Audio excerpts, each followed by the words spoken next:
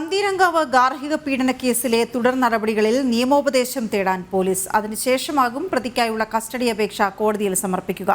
മകൾക്ക് ക്രൂരമർദ്ദനമേറ്റെന്നും സമ്മർദ്ദം മൂലമാണ് ആദ്യത്തെ പരാതിയിൽ നിന്ന് പിൻവാങ്ങിയതെന്നുമാണ് യുവതിയുടെ പിതാവിന്റെ പ്രതികരണം. പന്തീരങ്കാവ് ഗാർഹിക പീഡന പരാതിയിൽ വീണ്ടും കേസെടുത്തതിന് പിന്നാലെയാണ് പ്രതികരണവുമായി പറവൂർ സ്വദേശിയായ യുവതിയുടെ അച്ഛൻ തന്നെ രംഗത്ത് വന്നത്. മകൾക്ക് ക്രൂരമർദ്ദനമേറ്റതായും മകളെ ഫോണിൽ വിളിക്കാനും സംസാരിക്കാനും രാഹുൽ സമ്മതിച്ചില്ലെന്നും പിതാവ് പറഞ്ഞു. മുൻപ് നൽകിയ ഗാർഹിക പീഡന പരാതി പിൻവലിച്ചത് രാഹുലിന്റെ സമ്മർദ്ദം മൂലമായിരുന്നെന്നും പിതാവ് ചൂണ്ടിക്കാട്ടി. അവനായിട്ട് ഒരുമിച്ച് പോകാനായിട്ട് തയ്യാറല്ല. അപ്പം ഞാനത് വീണ്ടും എടുത്ത് ചോദിച്ചു. കാരണം ഒരുമിച്ച് ജീവിക്കാൻ വേണ്ടി ഇവൾ മൊഴി മാറ്റേണ്ടി വന്ന കക്ഷിയാണ്. അപ്പോൾ അത് അങ്ങനെ ഇനി സംഭവിച്ചാൽ സമൂഹത്തിൽ അത് മോശപ്പേരാകും. അതുകൊണ്ട് നീ ഉറച്ച തീരുമാനം പറയാൻ പറഞ്ഞു. അങ്ങനെ ഉറച്ച തീരുമാനം തന്നെയാണ്. ഇതിൽ മാറ്റില്ല. കാരണം എനിക്ക് എൻ്റെ ജീവനാണ് വലുത്.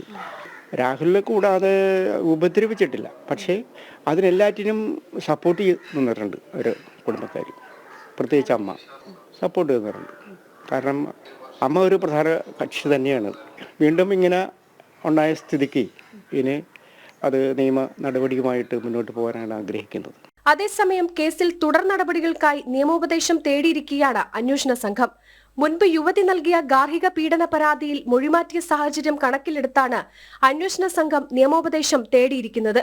നിലവിൽ കേസിലെ പ്രതി രാഹുലിനെ 14 ദിവസത്തേക്ക് കോടതി റിമാൻഡ് ചെയ്തിരിക്കുകയാണ്.